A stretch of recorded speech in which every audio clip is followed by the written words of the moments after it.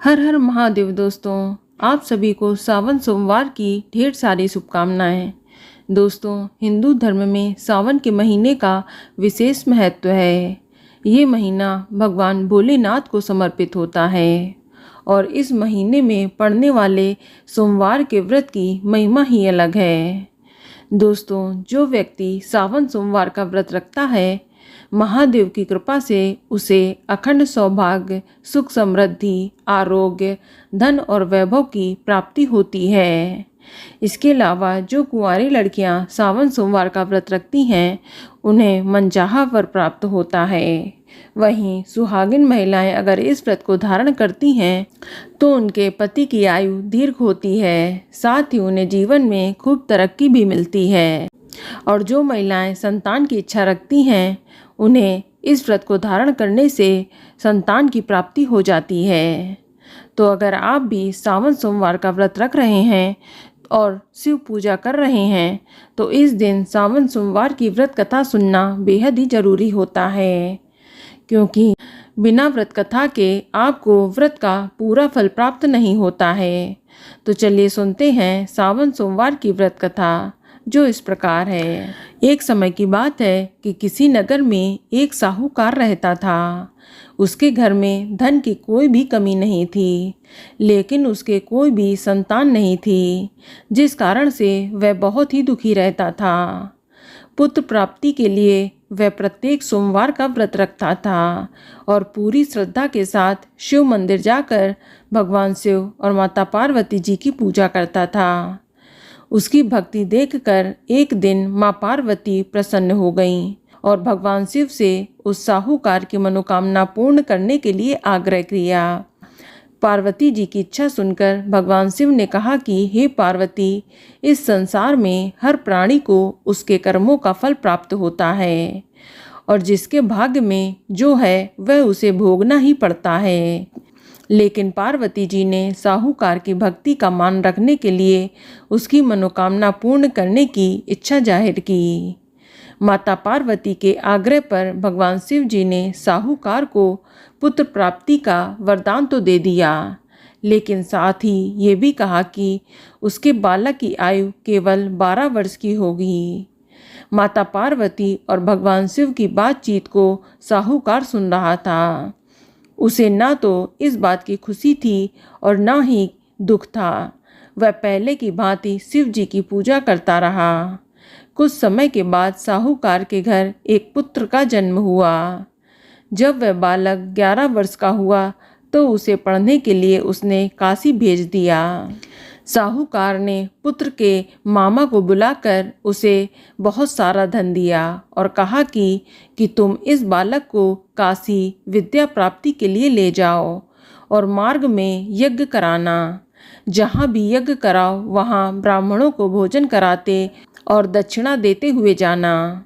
दोनों मामा भांजे इसी तरह यज्ञ कराते और ब्राह्मणों को दान दक्षिणा देते काशी की ओर चल पड़े। रात में एक नगर पड़ा जहाँ नगर के राजा की कन्या का विवाह था, लेकिन जिस राजकुमार से उसका विवाह होने वाला था वह एक आँख से काना था।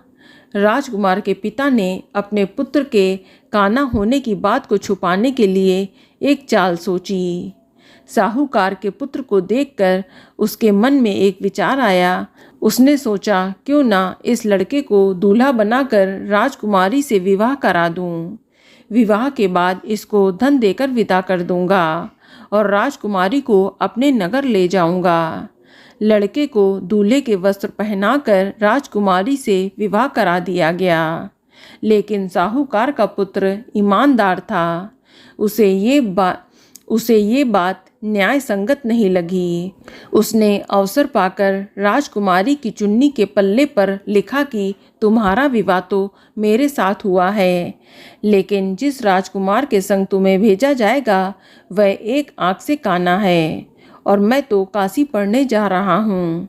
जब राजकुमारी ने चुन्नी पर लिखी बातें पढ़ी तो उसने अपने माता पिता से ये बात बताई। राजा ने अपनी पुत्री को विदा नहीं किया, जिससे बारात वापस चली गई। दूसरी ओर साहूकार का लड़का और उसका मामा काशी पहुँचे और वहाँ जाकर उन्होंने यज्ञ किया। जिस दिन लड़के की आयु 12 वर्ष की हुई उसी दिन यज्ञ रखा गया।